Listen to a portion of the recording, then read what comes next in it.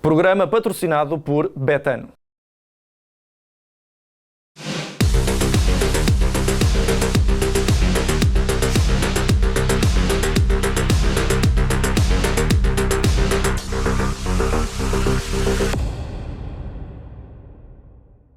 Olá a todos e sejam bem-vindos ao primeiro Deixem-se Tangas de 2022. É verdade, cá estamos para mais um programa, ainda à distância. Voltaremos brevemente ao estúdio, mas a tudo a seu tempo e falaremos com toda a qualidade, certamente. Ora, para esta semana vamos ter análise do último fim de semana. Não é bem o último fim de semana, foi antes do último fim de semana, na verdade, porque depois tivemos a passagem de ano. Portanto, antes de mais, um bom ano a todos por também estarem aqui connosco mais uma vez. E, claro, como habitual, tenho comigo o João Rodrigues e o João Pedro Oca para a análise da jornada, e tivemos um segundo round entre o Futebol Clube do Porto e Benfica, com o mesmo desfecho, ainda que a diferença tenha sido, de facto, do Benfica ter marcado neste encontro, também algumas peripécias diferentes, já vamos analisar isso mesmo, e também vamos analisar, claro, a vitória difícil do Sporting diante do Portimonense. Não foi tão fácil como se calhar muitos esperariam, e por isso mesmo há aqui muito sumo. João Rodrigues e João Pedro Oca, bem-vindos, bom ano aos dois. E olha, que seja aqui o princípio de muitos programas em 2022. João Rodrigues, vou começar por ti, que estás com um ar mais encenado do que eu, portanto vais começar tu. Parabéns também, porque fizeste anos recentemente, portanto acredito que haja aqui uma correlação entre as duas coisas. E João Rodrigues, temos que analisar o Futebol Clube do Porto Benfica. Eu acertei na zona de apostas, só para que fique aqui bem claro, outra vez que o Futebol Clube do Porto ia ganhar, ganhou. E enfim, há aqui muita coisa que tem sido falada, mas vamos nos focar no essencial. Há aqui dois momentos que me parecem cruciais. A expulsão de André Almeida, que já tinha cartão amarelo. Muita gente questionava o porquê de Nelson Veríssimo não o ter retirado ao intervalo, que podia ser aqui uma bomba relógio na equipa do Sport Lisboa e Benfica. E depois o momento da tripla substituição, que parece que o Benfica ficou pior depois dessa tripla substituição, quando o Benfica parecia estar a recuperar. Diz-me o que é que achas, o que é que achaste deste primeiro jogo de Nelson Veríssimo. Que primeiro feedback é que tens sobre esta partida? Olá a todos e votos sinceros de um bom ano novo.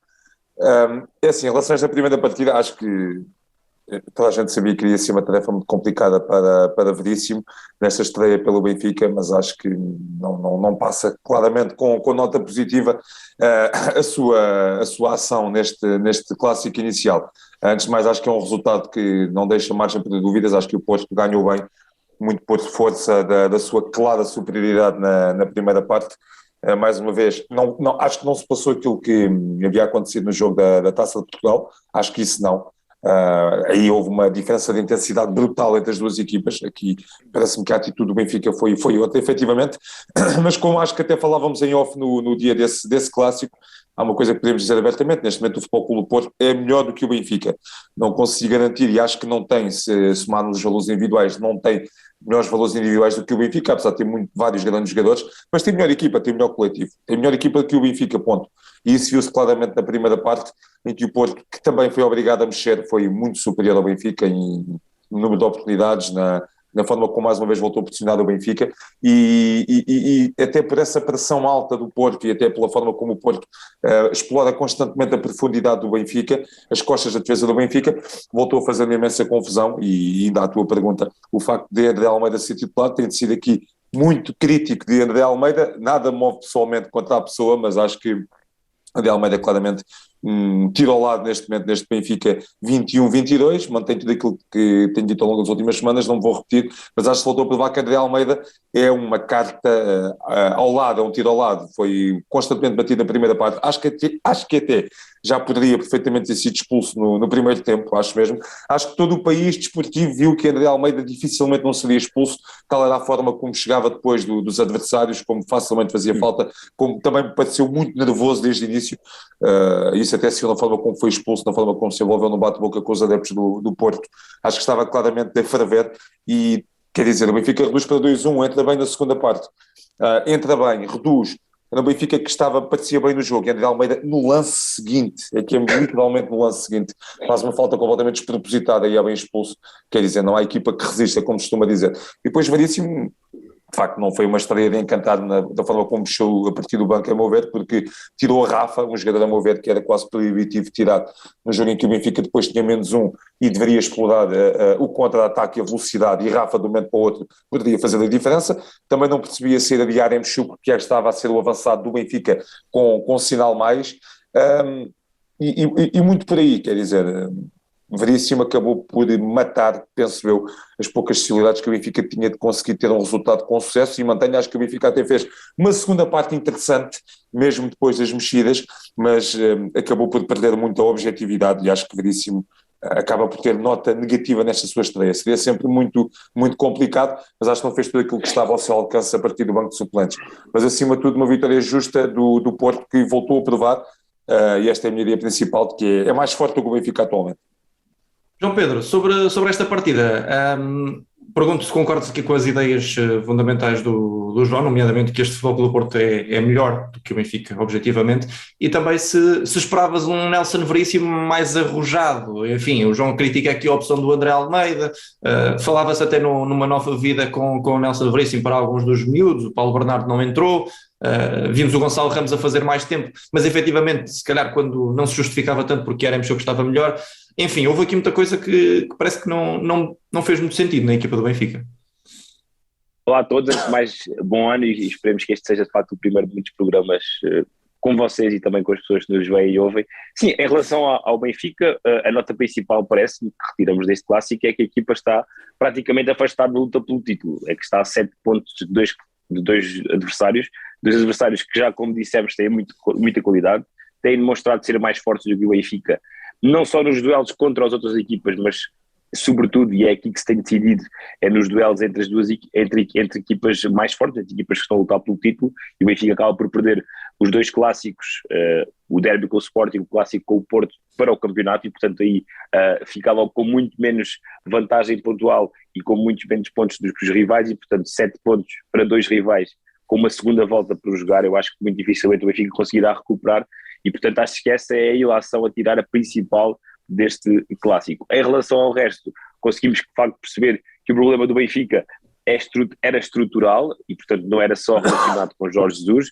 e que Nelson Veríssimo de facto com um milagre e com uma reviravolta muito grande e com uma conjugação de fatores de facto que se harmoniassem muito bem, é que iria de facto ganhar ao Futebol Clube do Porto no Dragão, com todo aquele clima que se sentia, porque se o Benfica estava frágil, o Futebol Clube do Porto tinha o dobro da responsabilidade, do favoritismo e também da confiança e da concentração. Portanto, eu acho que isso se viu claramente no jogo deste campeonato. O Porto ganhava sempre os primeiros duelos, praticamente todos, ganhava quase todas as segundas bolas, estava muito mais concentrado no jogo, e aquele gol do PP é a prova disso mesmo. O apanha-bolas vai recuperar a bola na linha lateral, dá ao Manafá, e toda a gente do Benfica está a dormir, e nesse lance foi apenas a confirmação do que já vinha a acontecer nos últimos lances, em que o Benfica era sempre apanhado em contrapé, era sempre apanhado de surpresa, porque os jogadores do Porto estavam mais concentrados, estavam mais ligados ao jogo, e obviamente que isso é o reflexo de tudo aquilo que se passou nos últimos dias. Os jogadores do Benfica estavam muito mais ansiosos,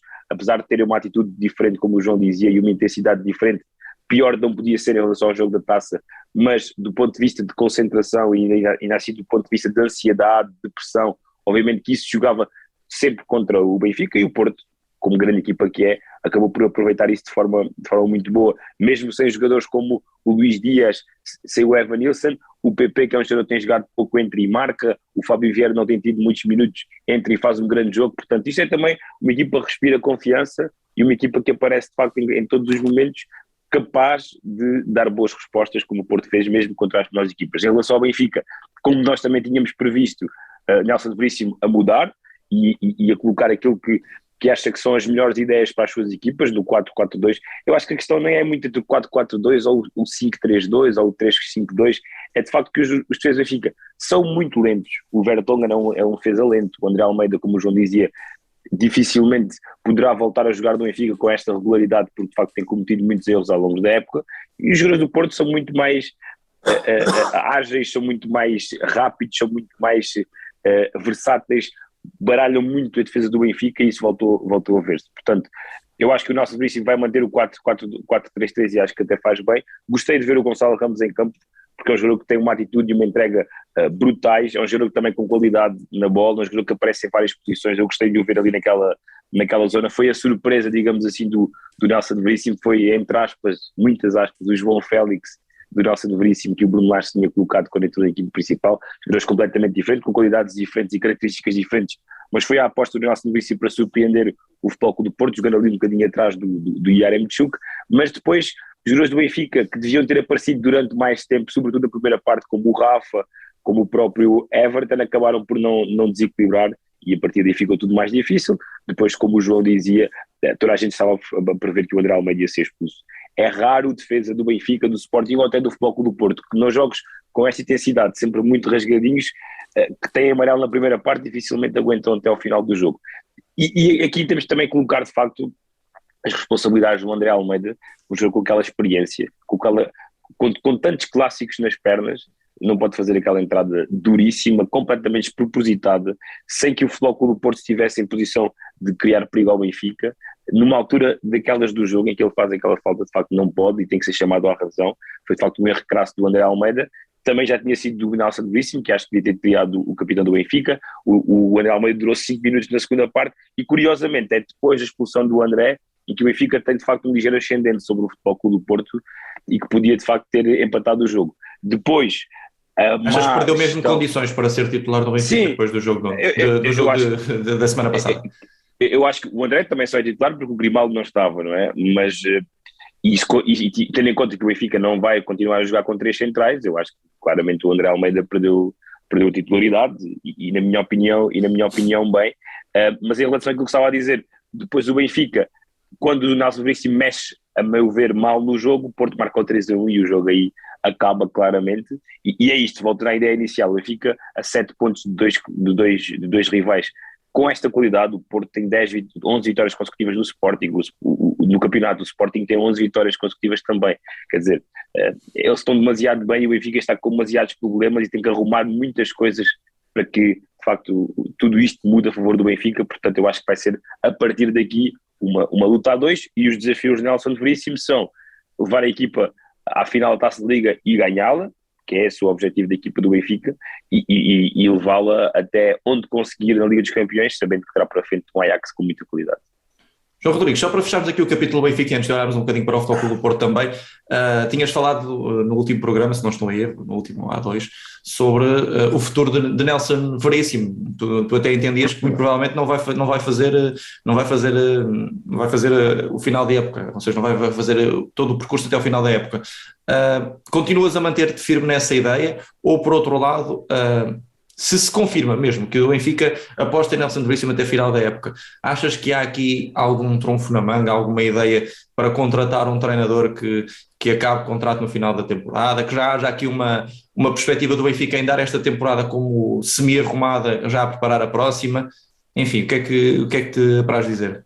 É assim, eu tinha dito no último programa que não garantia minimamente que Veríssimo ficasse até a final da época, que achava que aquele na altura comunicado sempre era mais um proforma do que outra coisa, mas mesmo assim acho que a maior hipótese recai em Veríssimo, em Nelson Veríssimo terminar a temporada ao serviço do Benfica e até, quem sabe, continuar a próxima. Veremos também o que os resultados ditam. Acho que mantenho o que manda sempre aqui são os resultados, não há volta a dar, e por maioria de razão num clube grande que luta por títulos, os resultados vão sempre ditar aquilo que se passa na época seguinte. Claro que para os adeptos não é muito agradável ouvir que o Benfica poderá ter de começar já a olhar para a próxima época, mas a verdade é que o Benfica, as contas do título estão muito complicadas. Acho que ainda poderá ter uma palavra a dizer, é complicado. O Benfica ainda está na Liga dos Campeões, está na Taça da Liga também, na Final Four, ainda há muito para jogar e poder conquistar esta temporada. Mas é verdade que o Benfica iria começar a olhar para dentro e, de uma vez por todas, começar a encarreirar caminho e tentar parar com erros que têm cometido recorrentemente, época após época. Acredito que Veríssimo sinta, neste momento, possa sentir o respaldo, digamos assim, da direção do Benfica, porque, como dissemos aqui várias vezes, foi notório que a direção...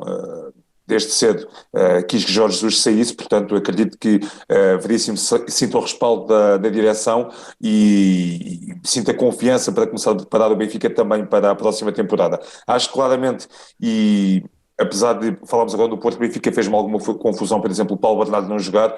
Há uma imagem que marca no final do clássico, é Paulo Bernardo praticamente sozinho no banco de suplentes, a sofrer com o jogo. Acho que era um clássico em que Paulo Bernardo, como tínhamos dito aqui, poderia claramente ter jogado, mas acho que pode haver, lá está, a tal viragem de agulhas que já tínhamos falado no Benfica, que voltar a olhar mais para dentro, para a formação outra vez, e começar a cortar gorduras do plantel, digamos assim, e a cortar com algumas despesas que acho que não fazem de facto sentido. Acho que neste Benfica atual, acho que de facto a agulha tem que voltar um pouco para alguns jovens. Eu que há alguns anos fui muito crítico daquilo que a meu ver no Benfica pareceu ser um excesso de procura pela formação, alguma sofreguidão mesmo, mas agora acho que não, nem 8 nem 80, não é olhar só para a formação, mas acho que é o momento do Benfica é olhar para dentro e ver que tem 3, 4 jovens pelo menos que devem ser aposta no plantel e está no lugar de outros 3, 4 jogadores.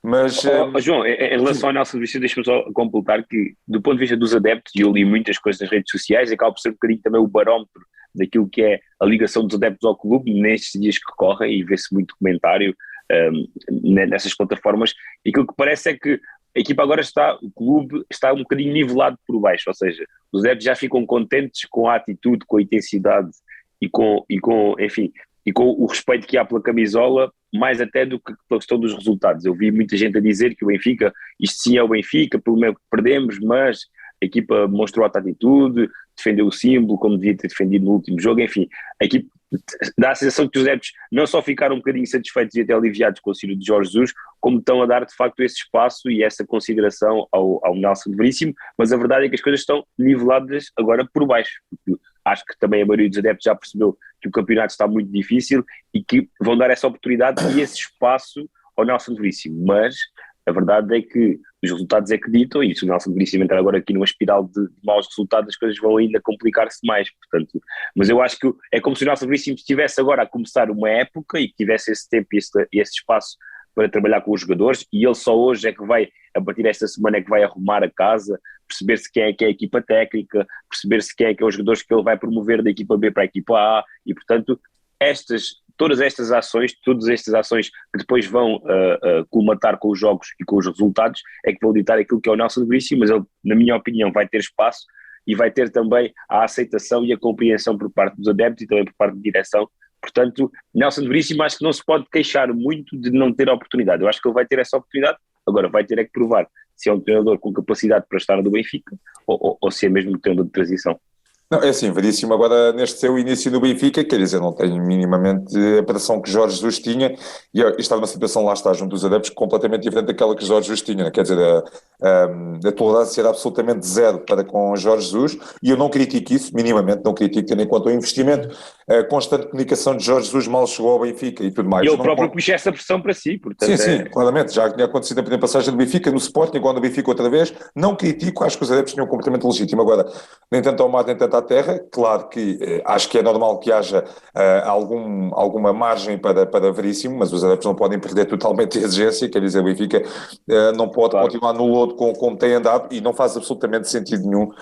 E agora que olhando para Jesus e para Veríssimo, aqui estou a falar da perspectiva do Benfica, que mesmo sendo inferior a Porto e Sporting, que eu acredito já custe muito aos adeptos perceber isto, porque não é assim tão habitual, aliás é muito raro nos últimos 10 anos, 15, o Benfica perceber que é pior do que Porto e Sporting. Assumir isto, é muito complicado para os adeptos certamente interiorizar isto, mas quer dizer, o Benfica num mês, em 3 jogos contra rivais, sofrer 9 golos, perder os 3 jogos, quer dizer, e atenção, perdeu de forma limpíssima aos 3, então os 2 primeiros levou 2 banhos de bola, como se costuma dizer. É muito complicado para os adeptos perceber isto. Sobretudo defensivamente a diferença é gritante. E sim, eu sinto junto dos adeptos que ainda há muito aquela coisa da época 18-19, de Bruno Lage. Há muitos adeptos que acho que ainda têm esse sonho, quer dizer, com Lage aconteceu a mesma coisa. Não foi a mesma coisa. O Benfica na altura estava, não sei precisar de 7, 8 pontos do Porto, o Sporting estava completamente fora da corrida, portanto era só uma equipa e não via a diferença coletiva, mesmo quando o Benfica estava mal, que se vê neste momento para Porto e Sporting, quer dizer, é muito diferente a situação, acho que não é comparável. João Rodrigues, aproveitando e falando também um bocadinho do Futebol Clube do Porto, que faz todo o sentido, lá está, nós normalmente vamos focando aqui um bocadinho a atenção na equipa que está pior, porque efetivamente é que suscita maior debate. Do outro lado temos uma equipa, bom, que numa altura destas está bem e recomenda-se. O Futebol Clube do Porto não tinha Luís Dias para este encontro, portanto também convém reforçar esta questão. Joga PP e a equipa continua a mostrar grandes credenciais. Este Futebol Clube do Porto, do meio campo para a frente, tem aqui opções que nunca mais acabam, e podemos até pensar numa questão também que me parece interessante. Vitinha faz um belo jogo, mas se calhar não tão deslumbrante como o primeiro, mas aparece imediatamente Fábio Vieira. A ideia que dá neste Futebol Clube do Porto é que há sempre 2, 3 jogadores que correspondem se o resto da equipa não corresponder, e portanto está sempre mais perto de ganhar com tantas opções que Sérgio Conceição tem no banco. Basta ver-se que no banco, e entraram nessa partida, estava Sérgio Oliveira, Francisco Conceição, Corona, enfim. Não havia Luís Dias. Há aqui de facto muita matéria-prima para Sérgio Conceição trabalhar. E ainda Tony Martínez. Eu acho que assim, o grande elogio aqui tem que ir mesmo para Sérgio Conceição, que consegue, realmente em termos motivacionais, Sérgio Conceição é um treinador de grande nível, porque consegue ter o plantel sempre focado, com a motivação em alta, e o Porto fica, lá está essa ideia. E é como o Sporting, por mais que mexa na equipa, não há uma única quebra de rendimento.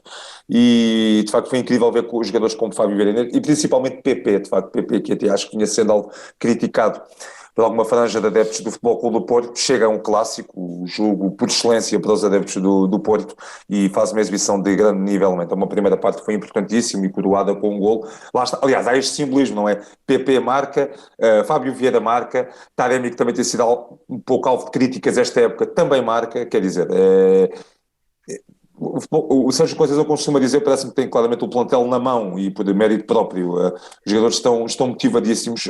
Volto a dizer, este é o melhor Porto a nível de qualidade de jogo de Sérgio Conceição. Acho que é cada vez mais uma evidência. Desculpa interromper-te, não havia Pepe também, ou seja, não havia 2 dos jogadores que se calhar são mais influentes no Futebol Clube do Porto, Luís Dias e Pepe. Essa é uma das coisas que me deixa... Quer dizer, é impressionante. Fábio Cardoso, quem diria há um mês e tal que Fábio Cardoso jogaria os 2 clássicos contra o Benfica? Pepe não jogaria, seria à partida uma tremenda dor de cabeça, e tínhamos dito aqui antes do primeiro clássico que Pepe seria importantíssimo pela sua experiência, e mantenho a minha opinião. Pepe, quer se gosta ou não do estilo, é o melhor defesa central do Porto, mas Fábio Cardoso encaixou que nem uma luva, e qualquer jogador que com Sérgio Conceição, que joga estes clássicos e outros jogos, mais estes clássicos, quer dizer, adota, antes de vestir o fato de gala, tem sempre o fato de macaco do lado positivo, do espírito guerreiro do Porto. Quer dizer, eu vi PP neste clássico ser um autêntico guerreiro, e isso era se calhar impensável quando ele chegou. Talvez era um jogador mais um pouco até na linha de um Cebolinha, jogador mais de drible, não tanto de choque, quer dizer, e foi um autêntico guerreiro. E qualquer jogador do Porto que entra ali para dentro está completamente focado, e todos têm a mesma atitude. Lá está, como disseste, Vitinha não fez o jogo mais exuberante, mas surgiu o PP, surgiu o Fábio Vieira, tivemos Taremi de regresso ao seu melhor nível. A defesa do Porto pouco tremeu, e é uma dinâmica, uma pressão tão grande, a pressão alta que o Porto faz é impressionante, a forma inteligente como constantemente explorou as costas da defesa do Benfica à profundidade, e como o João Pedro Oca disse, quer dizer, os jogadores estão mais frescos, mentalmente estão muito mais concentrados. É uma equipa que então no Dragão fica, no bom sentido da palavra, completamente cega com o jogo. E deixa-me dizer uma coisa, agora para o fim também, quer se gosta ou não do estilo, estava a ser injusto esquecer do nome, quer dizer Otávio. O Otávio está a fazer uma época absolutamente inacreditável, e fez um dos grandes jogos, este jogo campeonato, um dos grandes jogos deste estado do Porto. Aliás, eu acho que o Otávio representa aquilo que estavas a dizer, o ADN de Porto, e basta olhar para a cara dele para perceber o compromisso que ele tem, e a atitude que ele tem, e a vontade que ele tem de ganhar ao rival Benfica. Isso vê-se no rosto dele e nos comportamentos, além de ser um jogador depois tecnicamente e sobretudo taticamente absolutamente incrível. Estes 2 clássicos foram de facto o expoente máximo daquilo que tem sido o Otávio no Porto.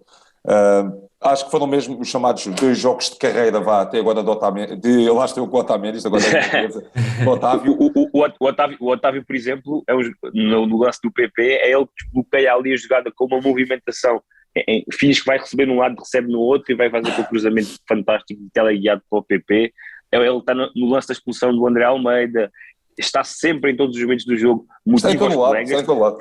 Foi o capitão de equipa até entrar o Sérgio Oliveira. Portanto, o ADN de Porto é isso, os jogadores que, mesmo com menos qualidade, menos com algumas deficiências técnicas, mesmo com algumas deficiências físicas, acabam por entrar, de uma máquina que já está bem oleada e que acaba de facto por mostrar-se superior, neste caso do Benfica, e esta época até não tem corrido totalmente de feição ao Futebol Clube do Porto, já teve alguns desaires importantes, sair da Taça da Liga, sair da Liga dos Campeões, mas a verdade é que no campeonato, que é a principal competição dos três grandes, aqui é que se decide e aqui é que de facto é que se pode ver que a época é boa ou má, se ganharem o campeonato, e a verdade é que o Porto do campeonato tem 11 vitórias consecutivas e está ali claramente ligado ao Sporting, e tu não olhas para a equipa com possibilidades de perder algum jogo ou de não lutar pela vitória, seja qual for o adversário, e portanto também por isso justifica aquilo que eu estava a dizer em relação ao Benfica, que o Sporting e o Futebol Clube do Porto estão tão fortes que o Benfica dificilmente conseguirá chegar aos calcanhares destas duas equipas.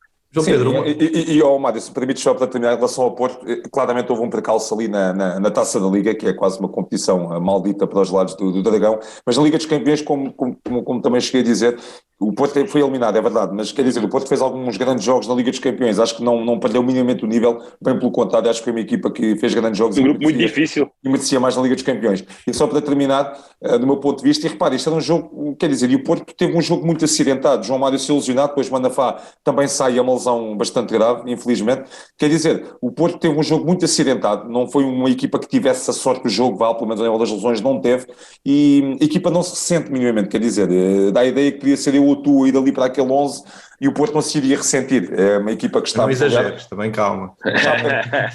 Aqui chapou acima de tudo para Sérgio Conceição. Acho que para ter o plantel a este nível, todos os jogadores têm que se fazer ali um trabalho motivacional, gestão de balneário de grande nível, e acho que esta também está a ser a grande temporada de Sérgio Conceição no Futebol Clube do Porto até agora.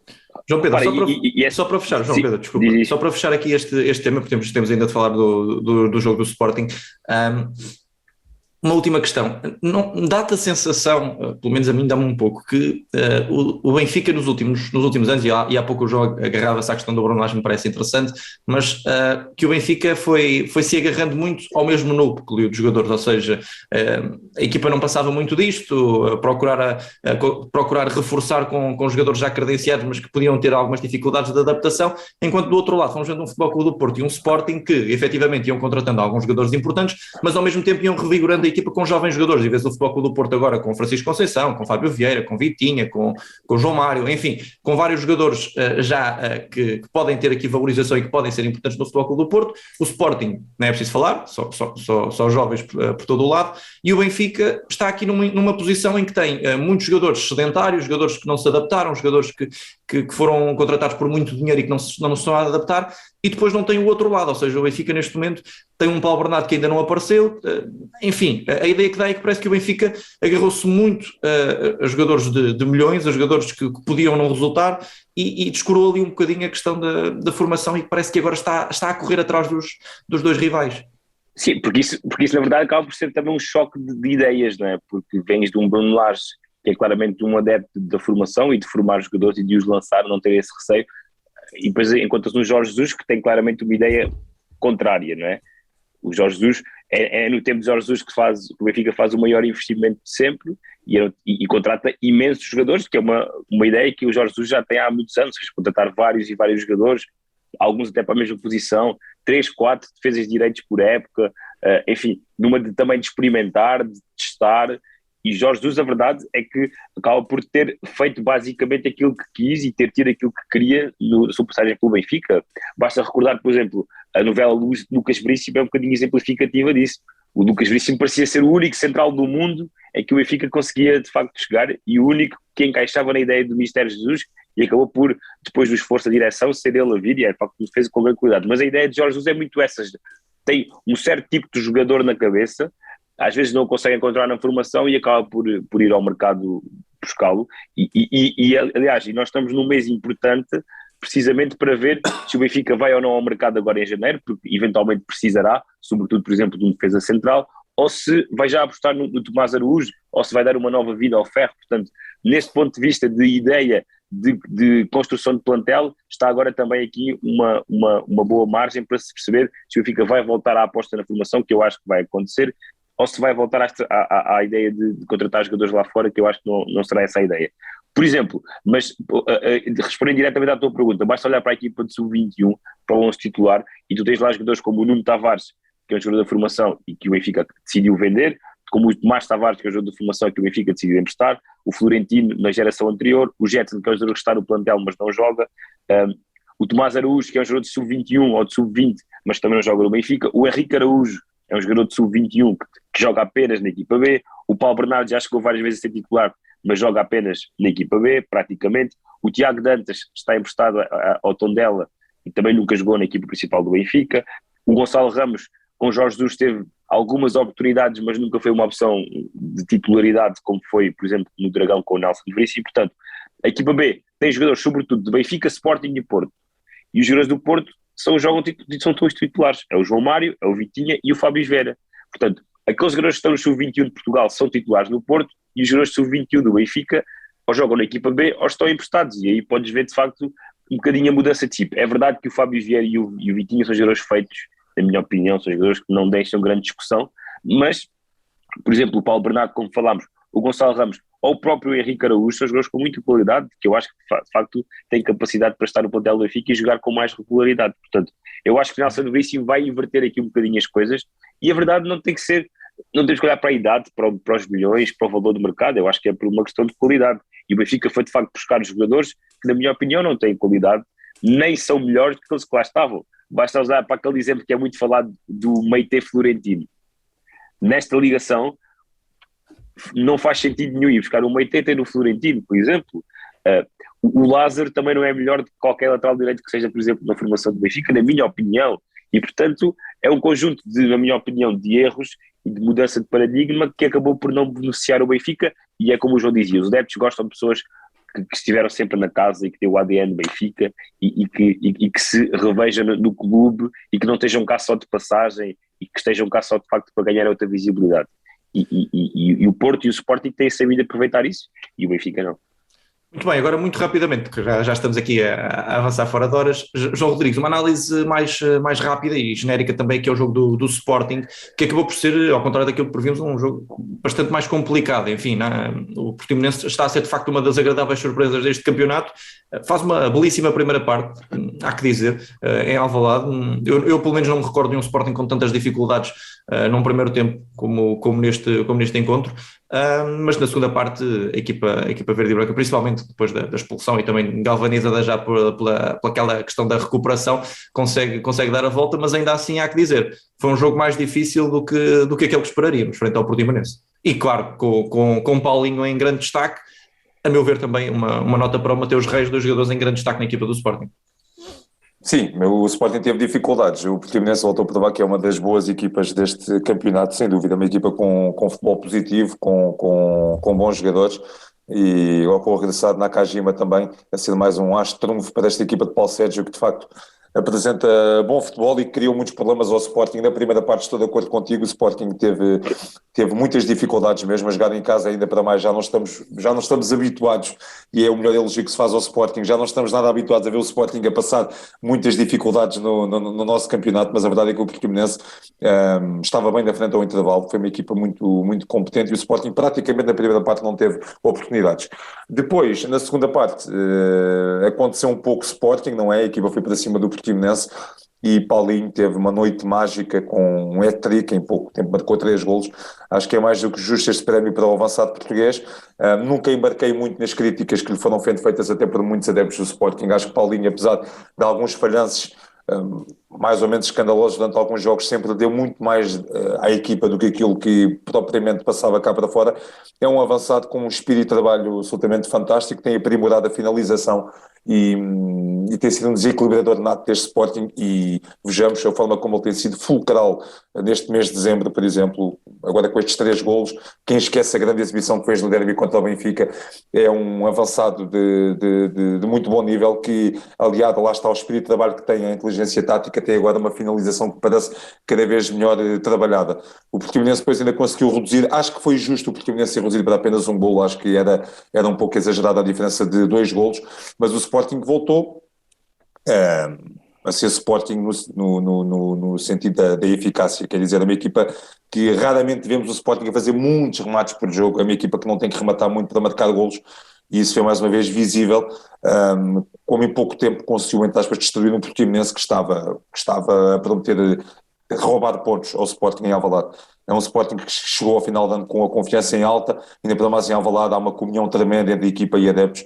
Alvalade está a tornar-se também uma autêntica fortaleza, o estádio que não há muitos anos era quase um terror para o Sporting, era constante ver o Sporting a perder ali pontos, agora é uma fortaleza, e este Sporting respira confiança, mas, mais uma vez, chama a atenção para este Portimonense, é uma equipa que vai certamente melhor andar pelos lugares de cima da classificação, porque tem, de facto, é muito bem orientado, acho que está a ser um belo trabalho de Paulo Sérgio, já há muitos anos que Paulo Sérgio, não, talvez desde o Passos Ferreira, que não fazia um trabalho parece com esta qualidade aqui em Com Portugal. hipótese de ir à final da Taça de Portugal. Com hipótese de ir à final da Taça de Portugal, é uma equipa de facto com bons valores individuais, é um clube com bons valores e que tem... Estava muito desfalcado o Portimonense. Exatamente, é uma equipa que estava desfalcada, mas até por isso se vê que é um plantel com várias opções, é também um plantel lá está mesmo com várias baixas, não se ressente ao nível de uma ideia de jogo já muito, muito definida e que tem bons valores individuais e que tem tudo para continuar a fazer um bom campeonato. João Pedro, muito rapidamente, vou-te pedir só aqui uma análise também genérica ao jogo do Sporting e depois lança de imediato o teu mais e menos da semana. Sim, em relação ao jogo do Sporting, há também um momento fulcral que é a expulsão do Pedro Sá, não é? O Castelo do Portimonense desmorona-se completamente com a expulsão do médio defensivo, do capitão, é bem expulso, isso não há nada a dizer, mas o Portimonense chegou ali numa linha de 4 defesas, mais 2, portanto tinha ali um autêntico castelo amarelo. Era um 3-6-1 no primeiro tempo. 6-3-1. 6-3-1, eram 4 quase centrais, 4 defesas que raramente saíam dali, depois tinhas os alas, sobretudo o Fali Candé, que acabou por desbloquear o primeiro gol do Portimonense. E não era um autocarro, João Pedro, não era, estamos aqui a falar de 6-3-1, mas não era um autocarro. A equipa estava muito bem organizada. O Nakajima com bola continua a ser de facto um jogador com muita qualidade, que faz claramente a diferença, e a equipa estava muito bem organizada. Depois há a expulsão, o Sporting estava a ter muitas dificuldades em entrar, e é curiosamente depois da expulsão que o Paulinho faz os 3 golos. O Mateus Reis muito bem a seguir, o Mateus Reis curiosamente faz o autogol e depois faz uma exibição fantástica. Para mim foi a sair muito bem, as dinâmicas que... Sim, talvez, obviamente que o Paulinho faz... O Paulinho tem a questão dos golos, mas objetivamente o Mateus Reis foi mais importante. Quem desequilibra a partir de trás é sempre o Mateus, e isso é treinado, ele é quase que um defesa central esquerdo, lateral esquerdo, ala esquerdo, e sempre compensado pela linha. O Daniel Bragança voltou a entrar muito bem, voltou a dar outra dinâmica à equipa, e o Paulinho, 3 golos no campeonato, de um momento para o outro passa a ser o melhor marcador da equipa na Liga com 6 golos, é o melhor marcador da equipa na Liga dos Campeões, e é um jogador muito associativo, quando as viras de diferença às vezes faz lembrar um bocadinho o Karim Benzema, que é um jogador que desce muito do terreno para tocar com os companheiros, para abrir linhas no ataque, para combinar com o Sarabia e com o Pedro Gonçalves. Portanto, nesse aspecto o Paulinho esteve até muito melhor, tanto do que o Pedro Gonçalves e também que do Sarabia, que foi o jogador também mais irreverente da equipa na primeira parte, mas a verdade é que o Sporting fecha o ano com, eu acho que são mais de 80% de vitórias em todas as competições. Foi um ano fantástico para o Sporting, que vence praticamente todos os jogos, e isto inclui aqui a Liga dos Campeões, em que acabou por perder mais jogos, mas a equipa de facto faz o ano 2021 fantástico. E passando para o meu top, vou colocar o Sérgio Conceição, porque faz 10 anos de carreira, precisamente nestes dias primeiros dias de janeiro, ganhou título sobretudo no Futebol Clube do Porto, mas é um treinador que já esteve em clubes de menor dimensão, Olhanense, Académica, esteve também lá fora no Nantes, ou seja, quando chega ao Porto chega para o grande trabalho da carreira, e se houvesse dúvidas daquilo que poderia fazer no Futebol Clube do Porto, eu acho que ele tem provado a cada época que passa que é um treinador cada vez mais cimentado nos Dragões, com uma capacidade de liderar o balneário, como o João dizia, absolutamente fantástica, com uma ideia de jogo muito bem vincada, sabendo muito bem aquilo que quer. Ele lidera a equipa em todos os aspectos, e de facto na primeira época em que ele chega e que tem um plantel com melhor qualidade, o título que consegue é absolutamente notável e louvável. Ele consegue revigorar jogadores, fazer de jogadores que supostamente não têm muita capacidade, ele consegue fazer dele grandes estrelas e consegue depois amelhar também muitos milhões para os cofres do Futebol Clube do Porto. Ganhou 2 campeonatos, 2 supertaças, uma taça da Liga desde que está nos Dragões, concorre para ganhar mais um campeonato e portanto seria fantástico. O percurso de Sérgio Conceição no Futebol Clube ter sido muito bom, e a homenagem que Pinto da Costa lhe fez também não foi nada inocente no período em que foi, não é? E acho que também é justa, porque é um treinador claramente com o ADN de Futebol Clube do Porto, e estou também muito curioso para saber qual é que será o próximo capítulo do Sérgio, porque acho que é um treinador com muita qualidade e que vai dar também muitas alegrias aos portugueses e ao futebol português, quando sair também deste registro de Futebol Clube do Porto. e eu estou curioso para ver qual é o passo seguinte. Não sei se vai para a Itália, se vai para a Espanha. Acho que não vai ficar assim muito mais tempo no Futebol Clube do Porto, e tem de facto um jogador relativamente jovem e que tem muita capacidade para ser um dos melhores de sempre do futebol português. Em relação ao menos, vou colocar também muito rapidamente a equipa da Belenenses Chade, tem apenas uma vitória em 15 jogos, ontem voltou a perder frente ao Vizela, num jogo ainda em atraso, 9 derrotas no campeonato, 5 empates, tem apenas 8 pontos, é uma equipa que não conseguiu vingar com Petit. Filipe Cândido assumiu a equipa, um treinador que vinha de divisões anteriores, um treinador jovem, mas que conseguiu apenas 2 vitórias, e uma delas, com todo o respeito, local na Taça de Portugal, portanto uma equipa 2 divisões abaixo do Belenenses Chade. Portanto é uma equipa que não sei se está condenada ao descida ou não, mas a jogar assim e a pontuar assim certamente vai descer. Tem um plantel, na minha opinião, fraco, muito limitado, e eu acho que este pode ser o ano em que o Belenenses Chade diz adeus à Primeira Liga, e resta saber, tendo em conta o projeto que o clube tem, se vai ou não ter capacidade para continuar e para sobreviver, mas de facto tem feito uma época muito, muito, muito má, e há pequenas expectativas. 8 pontos em 15 jogos é manifestamente pouco. João Rodrigues, tens 1 minuto para o mais e menos. Não, muito rápido. O meu mais é o Otávio, já aqui falei dele, e fica, a meu ver, como o grande rosto deste Porto demolidor de final de ano de 2021. Em relação ao meu fundo, vai para esta novela de Romelu Lukaku no Chelsea. Neste caso, acho que aquilo que o Lukaku disse nas vésperas do jogo importantíssimo frente ao Liverpool, um grande jogo, mais um grande jogo da Premier League, este domingo, não faz qualquer sentido. Percebo a revolta que vai no Chelsea, até nos adeptos, quer dizer, Lukaku. Eu sou um fã, confesso, de Romelu Lukaku, acho que é um avançado absolutamente fantástico, com uma capacidade física ímpar, quer dizer, consegue destruir uma defesa, mas não faz qualquer sentido este tipo de declarações em vésperas de um jogo tão importante. Quer dizer, Lukaku, não percebo como é que o Chelsea ainda dá do bom e do belo por Lukaku, porque já deu para ver que é uma relação que tem os dias contados há muito tempo. Lukaku e Chelsea é quase sinónimo de polémicas, e quer dizer, em vésperas, a poucas horas de um jogo desta importância, dizer basicamente não se sente bem em Londres e quer voltar para o Inter, acho que não faz absolutamente sentido nenhum. Faz muita confusão como é que um dos melhores avançados, a meu ver, do mundo, por mais que esteja descontente com o facto de jogar mais ou menos no Chelsea, prefere este tipo de declarações. Acho que lhe fica muito mal, acho que não faz sentido, e vai desgastando muito a sua imagem, e acaba por ser um dos grandes flops desta temporada, e muito por culpa própria, porque não pode ter este tipo de atitudes para com o resto da equipa. Portanto, acho que ficou muito mal na fotografia, o craque belga. E por isso não foi convocado para o jogo. Não foi convocado e não jogou, exatamente. É impensável ser convocado para dizer aquilo. Muito bem, nós fechamos aqui mais um programa, mas não sem antes olharmos, claro, para a Zona de Apostas Betano. Zona de Apostas Betano. Ora, chegamos à Zona de Apostas Betano e temos Liga Inglesa para fazer aqui a antevisão de um jogo entre duas fações de portugueses. De um lado, Cristiano Ronaldo, Bruno Fernandes, Diogo Dalot. Do outro, enfim, não vale a pena enumerar, mas a equipa armada portuguesa do Wolverhampton de Bruno Lage. João Pedro Oca, perspectivas para este encontro? Qual é que é o teu prognóstico para este jogo em Old Trafford entre United e Wolverhampton? Eu acho que o United vai passar por muitas dificuldades. O Wolverhampton é uma equipa com muita qualidade, e o United tem claudicado, tem sido um bocadinho irregular. Ganhou o último jogo com alguma facilidade, o Cristiano voltou aos golos, mas vai ter muitas dificuldades frente a uma equipa do Bruno Lage que está muito bem orientada, muito bem oleada. As equipas estão separadas por 6 pontos, portanto o Wolverhampton ganhando ao United acaba por se aproximar ainda nos lugares europeus, e é esse o objetivo do Wolves. O United também está no 7º lugar, quer aproximar-se da zona da Liga dos Campeões e tem essa possibilidade. Eu vou apostar numa vitória do Manchester United, mas muito à tangente.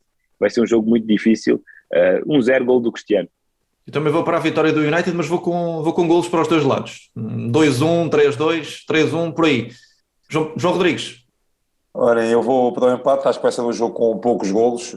Acho que o Ronaldo também vai marcar o golinho do United, mas acho que o Wolverhampton vai conseguir um gol também. Acho que vai ficar empatado a um golo este jogo em Old Trafford. Todos diferentes, portanto, novamente. Vamos a isso. Exatamente. E dizer que vai ser melhor. A odd betano para este resultado que eu prevejo o empate é de 3,90, para a vitória dos Red Devils é de 1,53 e para a vitória dos Wolves é de 5,90 a odd. Muito bem, 3 palpites diferentes, meu, do João Pedro e do João Rodrigues para este encontro entre o United e o Wolverhampton. Nós despedimos-nos por aqui, mas esta semana ainda nos vão ver mais uma vez. Vamos chatear-vos mais um programa. Quarta-feira, já sabem, estaremos por aqui para mais um programa com um convidado, não se esqueçam. Portanto, cá estaremos para mais um Deixem-se de Tanga. Espero que tenham gostado. João Pedro e João, muito obrigado. Até quarta-feira. Grande abraço. Fiquem bem. Até quarta. Um abraço. Obrigado.